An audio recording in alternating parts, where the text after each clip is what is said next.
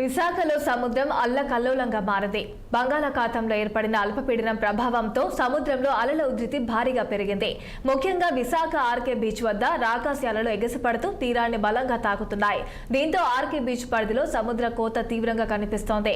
పర్యాటకుల కోసం ఏర్పాటు చేసిన కొబ్బరి చెట్లు, కుర్చీలు, ఇసుక తిన్నెలు అలల ధాటికి కొట్టుకుపోయాయి. కొన్ని చోట్ల ఇసుక పూర్తిగా కొట్టుకుపోవడంతో కొబ్బరి చెట్లు, వేళ్లు బయటకు కనిపిస్తున్నాయి. ఆర్కే బీచ్ తో పాటు ఎండాడ, యారాడ వైపు కూడా అలల ఉధృతి కొనసాగుతోంది. దీనిపై మరింత సమాచారం మా ప్రతినిధి కీర్తి కన్నబాబు అందిస్తారు.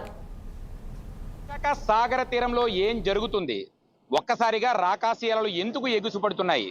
బీచ్ అత్యంత దారుణంగా ఎందుకు కోతకు గురవుతుంది అనేటువంటి మిలియన్ డాలర్ల క్వశ్చన్ విశాఖ ప్రజల్లో అయితే అనుకున్నటువంటి పరిస్థితి అయితే ఉంది. తాజాగా విశాఖ సాగర తీరంలో అయితే ఉన్నాం. ప్రస్తుతం మనం చూస్తున్నటువంటి ప్లేస్ ఏదైతే ఉందో కోకోనట్ ఏరాగా చెప్తున్నటువంటి ఒక ప్రాంతం. ఈ ప్రాంతంలో సముద్ర అలల నుంచి తీరాన్ని కాపాడేందుకు ఏర్పాటు చేసినటువంటి రాయిలతో కూడినటువంటి ఒక సేఫ్టీ వాల్ గా ఇది మనం చెప్పుకోవచ్చు. ఈ సేఫ్టీ వాల్ కి సంబంధించి ప్రస్తుతం పెద్ద పెద్ద కంకర రాళ్ళు ఇక్కడ మనం చూడొచ్చు. ఈ సైజు కంకర రాళ్ళతో ఇటువంటి అంటే జంగు పట్టినటువంటి, తుప్పు పట్టినటువంటి ఈ మెస్తో ఈ కంకర రాళ్ళని ఈ బీచ్ నుంచి వచ్చినటువంటి అలలు ఏవైతే ఉన్నాయో అలల ఉధృతిని తగ్గించేందుకు ఎటువంటి బీచ్ కోతకు గురవకుండా ఏర్పాటు చేసినటువంటి ఒక వాల్ గా ఇది మనం చెప్పుకోవచ్చు. ఇది పూర్తి స్థాయిలో సుమారుగా ఎక్కడైతే ఈ కోకోనట్ ఏరా ప్రాంతాలు అయితే వేసారో ఆ ప్రాంతంలో ప్రతి చోట ఏర్పాటు చేసినటువంటి పరిస్థితి ఉంది. ఇక్కడ తాజాగా చూసుకుంటే కొద్దిగా లైటింగ్ తాజాగా చూసుకుంటే ఇక్కడ ఉన్నటువంటి ఈ కోకో అంటే కొబ్బరి చెట్ల తాలూకా మోళ్లు పూర్తి స్థాయిలో ఎండిపోయినటువంటి పరిస్థితి, పూర్తిగా కోతకు గురైనటువంటి నేపథ్యంలో బయటపడినటువంటి దృశ్యాలు ఇవన్నీ కూడా ఈ కోకోనట్ ఏరాకు సంబంధించినటువంటి ప్రాంతంలో ప్రతి చోట సుమారుగా 5 వరుసలుగా కొబ్బరి మొక్కలు నాటడం జరిగింది. అందులో చివరి వరుస అయినటువంటి ప్రాంతం ఏదైతే ఉందో ఇది పూర్తి స్థాయిలో నేలమట్టం అయిపోయి చనిపోయినటువంటి మొక్కల తాలూకా మోళ్ళు అయితే ఇక్కడ మనకు కనిపిస్తున్నాయి.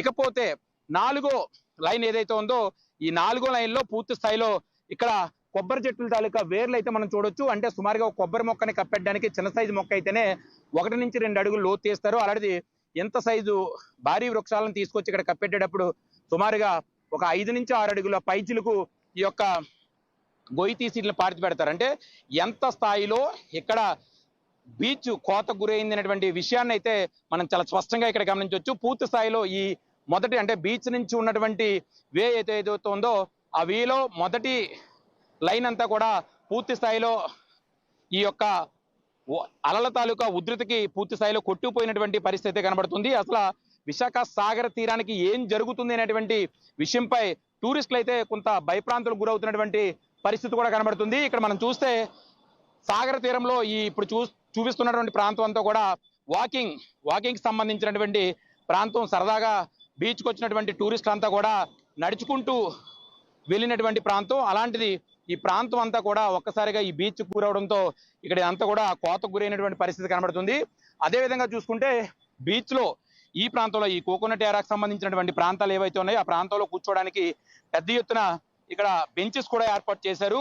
అటువంటి బెంచెస్ 3 అడుగులు 4 అడుగులు లోతున్నటువంటి ఇవి కూడా పూర్తి స్థాయిలో ఈ కోతకు గురవడంతో ఒక కొబ్బరి చెట్టుకి అయితే దాపెట్టినటువంటి అంటే కొబ్బరి చెట్టుకి పెట్టినటువంటి పరిస్థితి కూడా కనబడుతుంది. సుమారుగా ఈ లైన్ అంతా కూడా అదే విధంగా ఉన్నటువంటి సిచ్యువేషన్ ఉంది.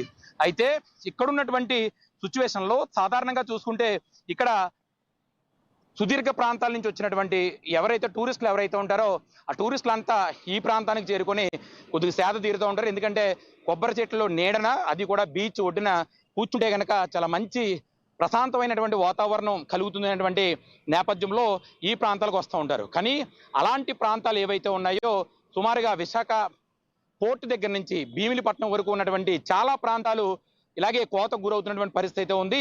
దీనికి కారణం ఏంటనేటువంటి మిలియన్ డాలర్ల కోసం విశాఖ ప్రజలతో పాటు కూడా విశాఖకు వస్తున్నటువంటి టూరిజం సైతం కూడా కొంత భయాందోళనకు గురి చేస్తున్నటువంటి పరిస్థితి ఇక్కడ కనబడుతున్నటువంటి సిచ్యువేషన్ ఉంది. అసలు ఎందుకు విశాఖ సాగర తీరంలో ఎందుకు భయానికి గురవుతున్నటువంటి సిచ్యువేషన్ ఎందుకు ఏర్పడుతుంది? నిన్న అర్ధరాత్రి నుంచి ఉన్నటువంటి పరిస్థితి చూస్తే కనుక నిజంగా ఏదో విషయం ఒకటి జరగబోతుంది. ఆ విషయం ఏంటనేటువంటి దానిపై కొంత శాస్త్రవేత్తలు కూడా చెప్పాల్సిన అవసరం ఎంతైనా ఉంది. అసలు ఏ గ్లోబల్ వార్మింగ్ సంబంధించినటువంటి అంటే సముద్ర నీటి మట్టం పెరిగే దిశగా సముద్రంలో ఉన్నటువంటి వాటర్ ఈ విధంగా బయటకు వస్తుందా? అసలు ఎందుకు ఇంత భయంకర అంటే గతంలో హుదూద్ తుఫాన్ లాంటి సమయాల్లో కూడా ఇంత పెద్ద ఎత్తునటువంటి రాకాశీయాలు అయితే ఎగసిపడలేనటువంటి పరిస్థితి అయితే ఉంది. కానీ అంత హుదూద్ తుఫాన్లు సైతం కూడా ఎక్కడా బీచ్ కోతకు గురవ్వలేదు. ఇది ఎంత తీవ్ర స్థాయిలో లేదనేటువంటి విషయం అయితే మనకు తెలిసిందే. కానీ తాజాగా చూసుకుంటే ఈ ఆర్కే బీచ్ లో ఉన్నటువంటి ఈ ఇసుక తిన్నెల అంటే ఈ తీరం అంతా కూడా పూర్తి స్థాయిలో ఎంత కోతకు గురవడం ఇదే మొదటిసారిగా కూడా చెప్పుకోవాల్సినటువంటి పరిస్థితి అయితే ఉంది. అంటే కొబ్బరి చెట్ల తాలూకా పరిస్థితి ఇక్కడ చూస్తే మన వేళ్లు సైతం కూడా బయటకు వచ్చేసినటువంటి పరిస్థితి ఉంది. ఏదేమైనప్పటికీ కూడా ఇటువంటి కోతలకు గురి కాకుండా బీచ్ ని మరింత సుందరీకరణంగా తీర్చిదిద్దాల్సిన అవసరం ఎంతైనా ప్రభుత్వానికి ఉంది. దీంతో పాటు విఎంఆర్డీఏ సంబంధించినటువంటి అధికారులు కూడా వీటి మీద దృష్టి సారించాల్సిన ఎంతైనా ఉంది. కెమెరామ్యాన్ శివతో కన్నబాబు, విశాఖపట్నం సాగర్ తీరం నుంచి.